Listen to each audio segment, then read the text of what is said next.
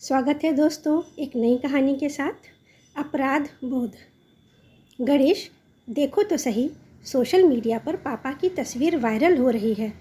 ये वृद्धाश्रम जैसा तो नहीं लग रहा, कोई और ही जगह दिखती है। सोना ने आश्चर्य से मोबाइल अपने पति के सामने कर दिया। गणेश ने उदास भाव से स्क्रीन पर नज़र डाली, फिर बोला, अब इससे क्या फ़र्क पड़ता है? और वैसे भी गांव वाला घर बेचकर पापा को वृद्धाश्रम में भेजने का सुझाव तुम्हारा ही था। मम्मी के जाने के बाद उनकी देखभाल कौन करता? हम तुम नौकरी वाले, छोटा भाई विदेश में और पापा अकेले उस पुराने घर में।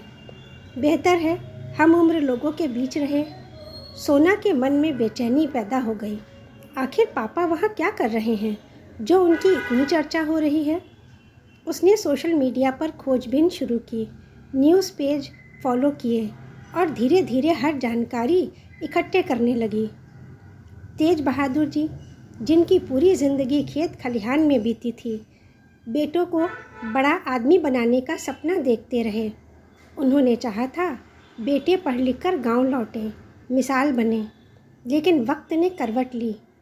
गणेश ने शहर में नौकरी पकड़ ली और ऑफिस की सहकर्मी सोना से विवाह कर लिया। घर की किश्तें, साहिल की पढ़ाई और धनवंता जी की बीमारी, इन सब से तेज बहादुर जी टूट गए थे। जब धनवंता जी चल बसी, सोना ने कहा, अब पापा को वृद्धाश्रम भेज देते हैं। घर बिकेगा तो कर्ज भी उतर जाएगा, भाई की पढ़ाई शादी भी हो जाएगी। गणेश ने मजबूरी में फैसला ले लिया। गांव जाकर नरम बातों में बहलाकर तेज बहादुर जी से कागज़ों पर दस्तखत करवाए और फिर उन्हें साथ शहर ले जाने की बात कहकर गांव के लोगों को समझा दिया। अगले दिन गाड़ी से शहर की तरफ चल दिए, लेकिन रास्ते में ही गाड़ी एक वृद्धाश्रम के सामने रुक गई। पापा, हम दोनों नौकरी करते हैं, हमारे पीछे घर में आप अकेले ही रहेंगे, तब कौन देखभाल करेगा? इसलिए हमने तय किया है कि यहाँ इस वृद्धाश्रम में रहना आपके लिए अच्छा होगा। हमारे पास समय नहीं है, साहिल भी जाने कब तक लौटे। यहाँ आपके जैसे कई लोग मिलेंगे, आप अकेले नहीं रहेंगे, सबके साथ आपका मन लग जाएगा। छुट्टियों में हम मिलने आते रहेंगे और आपको हर महीने रुपए भेजते रहेंगे ताकि आपको दिक्कत ना हो।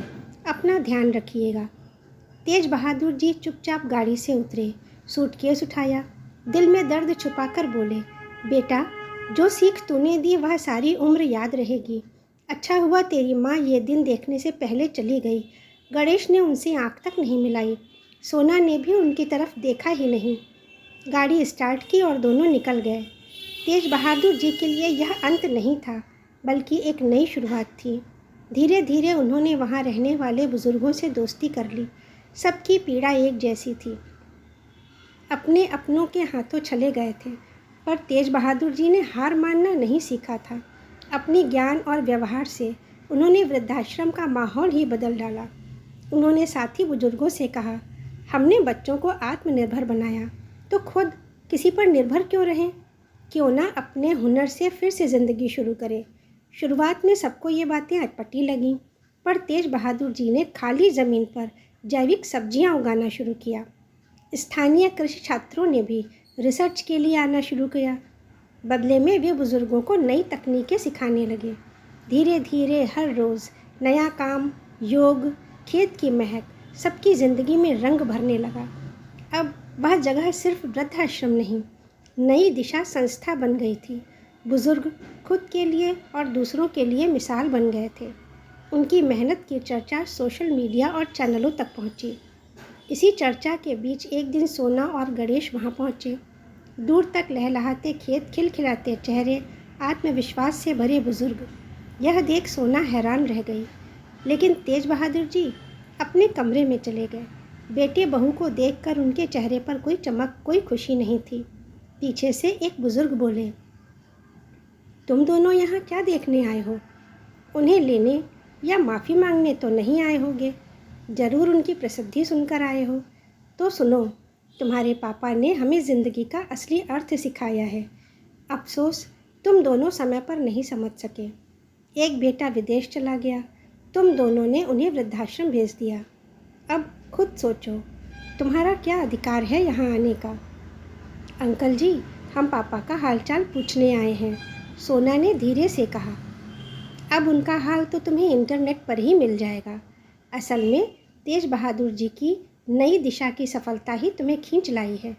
लेकिन माफ़ करना, यहाँ अब किसी सब्स्टिट्यूट की ज़रूरत नहीं। आप दोनों जा सकते हैं। सोना और गणेश वहाँ से लौटते वक्त चुपचाप थे, शायद अपराध बोध से भरे हुए, क्योंकि सबसे बड़ा सुकून अपनों के पास उनके सम्मान में ही होता है, और उसे वो दोनों खो चुके थे। तेज बहादुर जी की दूसरी पारी सचमुच सबके लिए सीख बन गई थी। दोस्तों, सही कहा गया है, कभी कभी अपनों के द्वारा ठुकराए जाने के बाद भी इंसान टूटता नहीं, वरन हिम्मत और हौसले से अपनी असली पहचान और खुशी खोज पाता है। अगर आप सहमत हैं तो कहानी को लाइक और शेयर करें, ताकि अधिक से अधिक लोगों तक ये सीख पहुंच सके। धन्यवाद दोस्तों, कहानी को पूरा सुनने के लिए, लाइक करने के लिए। अपने कमेंट्स और सुझाव भी अवश्य लिखें। अगर नए हैं, पहली बार देख रहे हैं, तो चैनल को सब्सक्राइब करना बिल्कुल ना भूलें। धन्यवाद।